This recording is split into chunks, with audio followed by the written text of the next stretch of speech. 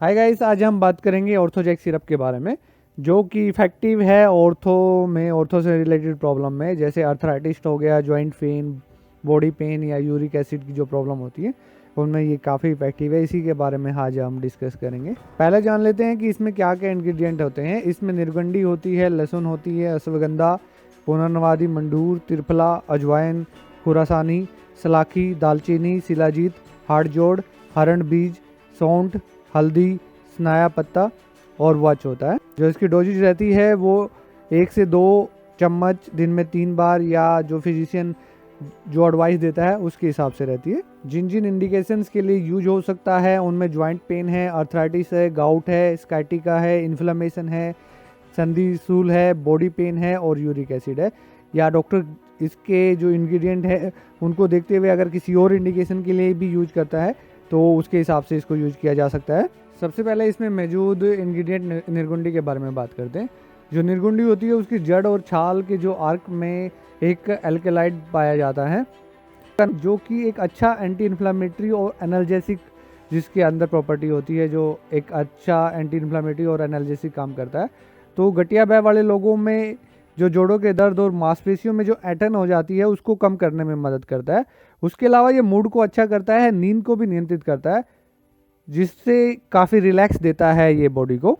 अगर हम लहसुन की बात करते हैं तो लहसुन में बहुत सारी जो बायोलॉजिकल एक्टिविटीज़ होती है जो यूजफुल रहती है ऑस्टियोआर्थराइटिस में, जिनमें बहुत अच्छा एंटी इन्फ्लामेटरी गुण होते हैं और इसी वजह से इसको काफ़ी दर्द से रिलेटेड या इन्फ्लामेशन से रिलेटेड या जो भी ऑर्थो के प्रोडक्ट होते हैं उनमें इसको काफ़ी अच्छी तरह यूज किया जाता है।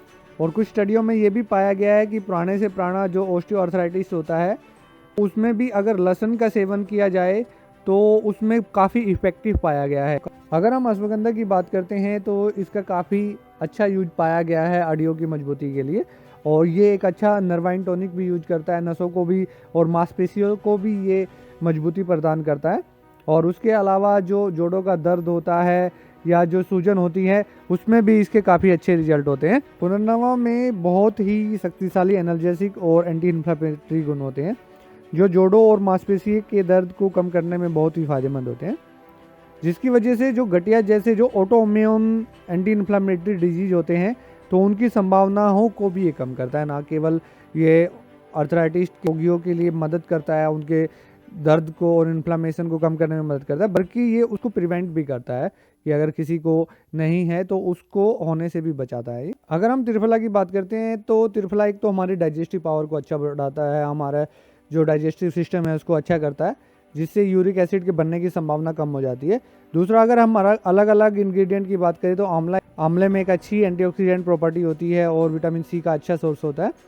उसके अलावा जो बेड़ा होता है वो गाउट और जो अर्थराइटिस में यूरिक एसिड की प्रॉब्लम होती है उसको बहुत हद तक कम करता है, ये स्टडी में भी पाया गया है। और जो हरित की होती है बहुत अच्छा एंटी इन्फ्लामेटरी और एंटीऑक्सीडेंट प्रॉपर्टी होती है। अगर हम अजवाइन कुरासानी की बात करें तो उसमें सेडेटिव प्रॉपर्टी होती है, वो हमारे माइंड को थोड़ा शांत कर देती है, जिससे जो अर्थराइटिस होता है, जो पेन होता है उसमें रिलैक्स लगता है पेशेंट को। और इसमें एंटीस्पैस्मोडिक प्रॉपर्टी भी होती है तो मसल स्पैम को भी ये कम करती है। अगर हम सलाकी की बात करते हैं तो उसके काफ़ी पोटेंट रिजल्ट होते हैं स्वेलिंग और इन्फ्लामेशन को रोकने के लिए।